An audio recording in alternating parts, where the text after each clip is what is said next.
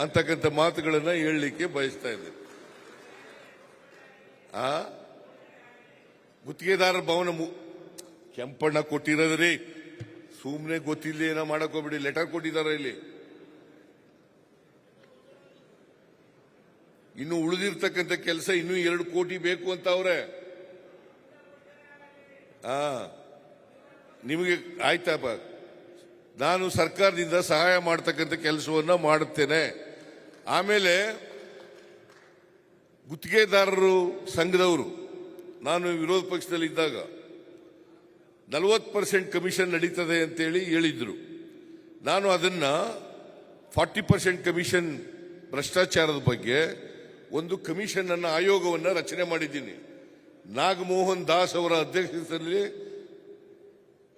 ಒಂದು ಕಮಿಷನ್ ಅನ್ನ ರಚನೆ ಮಾಡಿದ್ದೀವಿ. ಅವರು ತನಿಖೆ ಮಾಡ್ತಾ ಇದ್ದಾರೆ. ಅವರು ಇನ್ನೂ ವರದಿ ಕೊಟ್ಟಿಲ್ಲ. ಇವತ್ತು ಕೂಡ ಕೆಲಸ ಮಾಡ್ತಾ ಇದ್ದಾರೆ. ಈ ಕರ್ನಾಟಕದಲ್ಲಿ 40% ಕಮಿಷನ್ ಇದೆಯಲ್ಲ, ಇದನ್ನ ಕೊನೆಗಾಣಿಸ್ತಕ್ಕಂಥ ಪ್ರಯತ್ನವನ್ನು ಮಾಡಬೇಕು ಅಂತಕ್ಕಂಥದ್ದೇ ನಮ್ಮ ಉದ್ದೇಶ ಅಂತಕ್ಕಂಥ ಮಾತುಗಳನ್ನು ಹೇಳಲಿಕ್ಕೆ ಬಯಸ್ತೇನೆ. ಯಾರಾದರೂ ಕಮಿಷನ್ ಅನ್ನ ಡಿಮ್ಯಾಂಡ್ ಮಾಡಿದ್ರೆ ನೀವು ನಾಗಮೋಹನ್ ದಾಸ್ ಅವರ ಆಯೋಗಕ್ಕೆ ನೀವು ಮನವಿಯನ್ನು ಕೊಡಬೇಕು, ಆರೋಪ ಪಟ್ಟಿಯನ್ನು ಕೊಡಬೇಕು ಅಂತಕ್ಕಂಥ ಮಾತುಗಳನ್ನು ಕೂಡ ಈ ಸಂದರ್ಭದಲ್ಲಿ ಹೇಳಲಿಕ್ಕೆ ಬಯಸ್ತಾ ಇದ್ದೇನೆ. ಅದರಿಂದ ನಮ್ಮ ಸರ್ಕಾರ ಸಾಧ್ಯವಾದ ಮಟ್ಟಿಗೆ ಭ್ರಷ್ಟಾಚಾರ ರಹಿತವಾದಂತಹ ಸರ್ಕಾರವನ್ನು ಕೊಡಬೇಕು, ಜನಪರವಾದಂಥ ಸರ್ಕಾರವನ್ನು ಕೊಡಬೇಕು, ಬಡವರ ಪರವಾದಂಥ ಸರ್ಕಾರವನ್ನು ಕೊಡಬೇಕು, ರಾಜ್ಯದ ಸರ್ವತೋಮುಖ ಅಭಿವೃದ್ಧಿಯನ್ನು ಮಾಡಬೇಕು. ಆ ಸರ್ವತೋಮುಖ ಅಭಿವೃದ್ಧಿ ಮಾಡಬೇಕಾದ್ರೆ ನಿಮ್ಮೆಲ್ಲರ ಸಹಕಾರ, ಬೆಂಬಲ ಮತ್ತೆ ನೀವು ಕೂಡ ಅದಕ್ಕೆ ಪಾಲ್ದಾರರಾಗಬೇಕು ಅಂತಕ್ಕಂಥ ಮಾತುಗಳನ್ನು ಈ ಸಂದರ್ಭದಲ್ಲಿ ಹೇಳಲಿಕ್ಕೆ ಬಯಸ್ತಾ ಇದ್ದೇನೆ. ಯಾಕಂದ್ರೆ ನೀವಿಲ್ದೇನೆ ಸರ್ಕಾರ ಒಳ್ಳೆಯ ಕೆಲಸಗಳನ್ನು ಮಾಡೋಕ್ಕಾಗಲ್ಲ.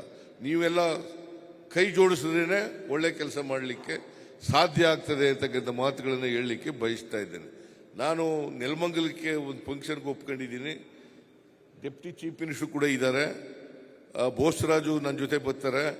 ಮತ್ತೆ ಇವರು ಯಾರು ಸತೀಶ್ ಜಾರಕಿಹೊಳಿ ಅವರು ಕೂಡ ಇರ್ತಾರೆ. ನೀವು ಇನ್ನೇನಾದರೂ ಅಹವಾಲುಗಳನ್ನು ಹೇಳಬೇಕಾಗಿದ್ರೆ ಅವ್ರ ಮುಂದೆ ಹೇಳ್ಕೊಳ್ಳಿ. ಅವರು ಸರ್ಕಾರದ ಭಾಗ, ಡೆಪ್ಟಿ ಚೀಫ್ ಮಿನಿಸ್ಟರ್ ಇದ್ದಾರೆ. ಸೊ ಇಷ್ಟು ಮಾತುಗಳನ್ನ ಹೇಳಿ ಈ ನಿಮ್ಮ ವಾರ್ಷಿಕ ಏನು ತಾಳೆ MMCR 1994 ನಿಯಮ 3B ಅಡಿ ಬೃಹತ್ ಕಾಮಗಾರಿಗಳಿಗೆ DMG ಗಣಿ ಗುತ್ತಿಗೆ ಮಂಜೂರಾದಾಗ ಈ ಗಣಿ ಗುತ್ತಿಗೆ ಪ್ರದೇಶಗಳಿಂದ ಖನಿಜಗಳನ್ನು ರವಾನಿಸುವುದಕ್ಕೆ ರಾಜಧನ ಪಾವತಿಸೋಕೆ ಅವಕಾಶ ಕಲ್ಪಿಸಬೇಕು ಅಂತ ಹೇಳಿದ್ದಾರೆ. ಕಾಮಗಾರಿ ಬಿಲ್ಲು ಇದ್ರ ಬಗ್ಗೆ ಸರ್ಕಾರ ಕೂಲಂಕುಷವಾಗಿ ಪರಿಶೀಲನೆ ಮಾಡಿ ಸೂಕ್ತವಾದಂಥ ತೀರ್ಮಾನವನ್ನು ಮಾಡುತ್ತದೆ ಅಂತಕ್ಕಂಥ ಮಾತುಗಳನ್ನು ಹೇಳಲಿಕ್ಕೆ ಬಯಸ್ತಾ ಇದ್ದೇನೆ. ನಾವು ನಿಮ್ಮ ಪರವಾಗಿದ್ದೀವಿ, ಗೊತ್ತಾಯ್ತಾ? ಬಟ್ ಇವರು ಹೇಳಿದ್ರಲ್ಲ, ಯಾರು ನಮ್ಮ ಕಾಂಟ್ರಾಕ್ಟರು, ಅವ್ರ ಹೆಸರೇನು, ನಿಮ್ಮ ಹೆಸರೇನು, ಒಂದೇ ಸಾರಿ ಬಿಲ್ ಕೊಟ್ಬಿಡಿ ಅಂತ ಹೇಳಿದ್ರಲ್ಲ, ಹಂಗೆಲ್ಲ ಕೊಡಕ್ ಬರಲ್ಲ. ಯಾಕಂತಂದ್ರೆ ಹಂತ ಹಂತವಾಗಿ ಮ್ಯಾಕ್ಸಿಮಮ್ ಬಿಲ್ ಕೊಡ್ಲಿಕ್ಕೆ. ಈಗ ಫಾರ್ ಎಕ್ಸಾಂಪಲ್ ನಿಮ್ಗೆ ಹೇಳ್ಬಿಡ್ತೀನಿ ಕೇಳಿ.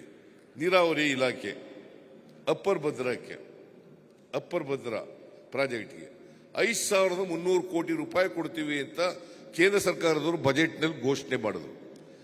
ಕರ್ನಾಟಕದಲ್ಲಿ ಬಸವರಾಜ ಬೊಮ್ಮಾಯಿ ಅವರು ಕೂಡ ಘೋಷಣೆ ಮಾಡಿದ್ರು. ಇವತ್ತವರೆಗೂ ₹1 ಮಾಡಲಿಲ್ವಲ್ಲ, ಏನ್ ಮಾಡಬೇಕು ಹೇಳಿ ನೀವೇ?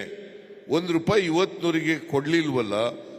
ನೀವು ಕೊಡ್ತಕ್ಕಂಥ ತೆರಿಗೆ ಹಣದಿಂದಲೇ ಸರ್ಕಾರ ನಡೀಬೇಕಲ್ಲ. ಕೇಂದ್ರ ಸರ್ಕಾರದಿಂದ ಏನ್ ಮಾಡ್ತಾ ಇದ್ದಾರೆ?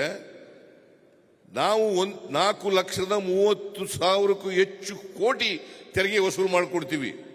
ನಮಗೆ ವಾಪಸ್ ಬರೋದು ಬರೀ 50,257 ಕೋಟಿ ಮಾತ್ರ. ನಾವು ₹100 ಕಲೆಕ್ಟ್ ಮಾಡಿಕೊಟ್ರೆ ವಾಪಸ್ ಬರೋದು ಬರೀ ₹13 ಮಾತ್ರ. ₹13 ಮಾತ್ರ. ಇದರಲ್ಲಿ ಎಲ್ಲ ಮಾಡಬೇಕಲ್ಲ. ಎಲ್ರಿಗೂ ಸಂಬಳ ಕೊಡಬೇಕು, ಪೆನ್ಷನ್ ಕೊಡಬೇಕು, ಸಾಲ ಬಡ್ಡಿ ತೀರಿಸಬೇಕು, ಅಭಿವೃದ್ಧಿ ಕೆಲಸಗಳು ಮಾಡಬೇಕು, ಪೆನ್ಷನ್ ಕೊಡಬೇಕು. ಎಲ್ಲ ಮಾಡಬೇಕಲ್ಲ.